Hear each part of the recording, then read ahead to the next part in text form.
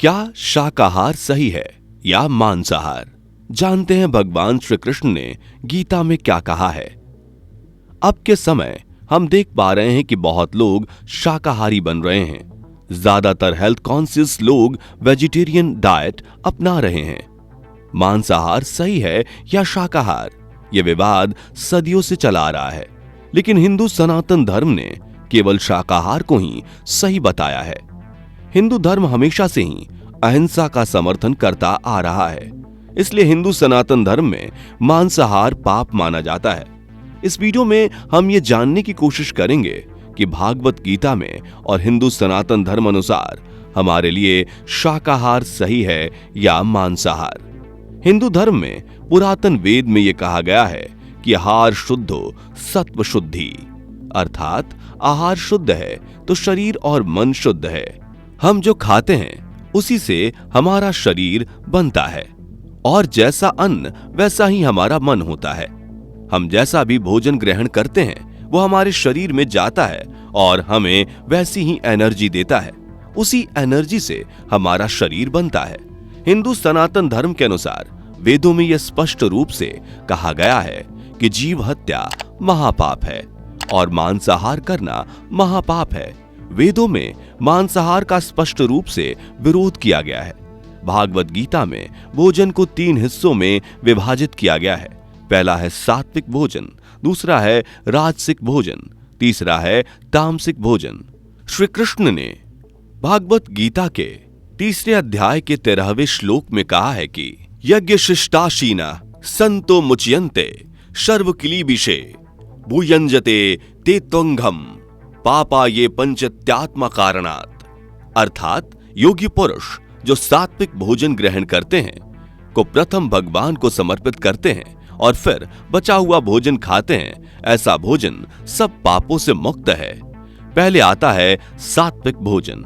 सात्विक भोजन अर्थात योगी पुरुष जो भोजन ग्रहण करते हैं जो बिल्कुल ही साधारण और शुद्ध भोजन होता है। योगी भोजन ग्रहण करने से पहले सर्वप्रथम भगवान को भोग लगाते हैं, भोजन भगवान को समर्पण करते हैं और उसके पश्चात ही भोजन ग्रहण करते हैं। ऐसा भोजन सात्विक भोजन कहलाता है। सात्विक भोजन को भगवान द्वारा सर्वश्रेष्ठ माना गया है। सात्विक भोजन का ही भोग भगवान को लगाया जाता है। सात्विक भोजन को ही भगवान द्वारा इंसानों को प्रदान किया गया है।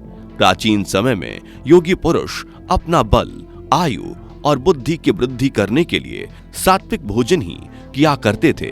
अपितु समय के साथ साथ इंसान इन बातों का महत्व भूल गया है। सात्विक भोजन में सभी प्रकार की दाल, फल, सब्जियां, दूध के सभी पदार्थ का समावेश होता है। सात्विक भोजन करने से हमारा मन और शरीर शांत, शुद्ध और पवित्र रहता है। दूसरा है राजसिक भोजन। भोजन को अगर हम अपनी भूख मिटाने की बजाय तृष्णा मिटाने के लिए ग्रहण करने लगते हैं तब वह भोजन राजसिक भोजन कहलाता है। राजसिक भोजन ज्यादा मसालेदार, चटपटा, अधिक नमकीन, खट्टा और रसीला होता है। भोजन को जिह्वा की तृप्ति के लिए बनाए जाने की वजह से भोजन अपना सात्विक धर्म खोकर राजसिक बन जाता है। ऐसा भोजन स्वादिष्ट होता है। इंसान भोजन को स्वादिष्ट बनाने के लिए इसमें ज्यादा मसाले, तेल, नमक और खट्टापन मिला देता है, जिससे यह भोजन राजसिक बन जाता है। ऐसा भोजन ग्रहण करने से हम में विकार उत्पन्न होते हैं। काम, क्रोध, मोह, ईर्ष्या, अहंकार ऐसे विकार को ये बढ़ाते हैं। इसी वजह से ऐसा भोजन अनेक प्रकार की बीमारियों को आमंत्रण देता है। तीसरा है तामसिक भोजन। तामसिक भोजन ऐसा भोजन है जो आधा पका, बासी, सड़ा हुआ, दुर्गंध युक्त होता है। इस प्रकार में आते हैं सभी प्रकार के मांसाहारी पदार्थ, शराब से जुड़े हुए पदार्थ और पैकेज्ड फूड। ऐसा भोजन सेवन करने से इंसान हिंसक बन जाता है, आलसी बन जाता है, किसी भी नशे के अधीन हो जाता है। ऐसा भोजन करने से व्यक्ति का शरीर भी तामसिक बन जाता है। वह शिक्षा, न्याय और धर्म का आकलन नहीं कर पाता है और बुरे कर्म करने लगता है। तामसिक भोजन करने से हमें नेगेटिव एनर्जी मिलती है जो इंसान को बुरे कर्म करने के लिए प्रेरित करती है। आखिर किसी जानवर को मारकर उसका मांस भोजन के तौर पर ग्रहण करने से होता ही क्या है? तो तो इसे जानते हैं। जिस समय किसी जानवर को मारा गया है उस समय उसे जो पीड़ा, घबराहट, असहायता, उत्तेजना, हिंसा, अकेलापन, मर जाने का डर, मानसिक संघर्ष और जो भी दुर्बलता उत्पन्न हुई है वो सब उस भोजन में समाहित हो जाती है। और ऐसा भोजन करने वाला इंसान भी इन्हीं सब मानसिक पीड़ाओं को अनुभव करने लगता है। यह सब बुरी शक्तियां उस इंसान में आ जाती हैं और व्यक्ति अच्छाई और बुराई में भेद नहीं कर पाता है, अपने विवेक बुद्धि को खो देता है और स्वार्थी बन जाता है।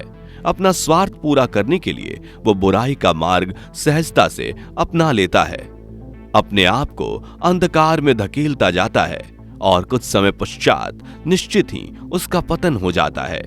इस प्रकार भागवत गीता में भोजन को 3 श्रेणियों में विभाजित कर हमें बताया गया है कि कौन सा भोजन ज्यादा लाभदायक है। इस वीडियो में दी गई इंफॉर्मेशन आपको अच्छी लगी हो तो प्लीज हमारे चैनल को लाइक करें, सब्सक्राइब करें और फ्रेंड्स के साथ शेयर करें। धन्यवाद।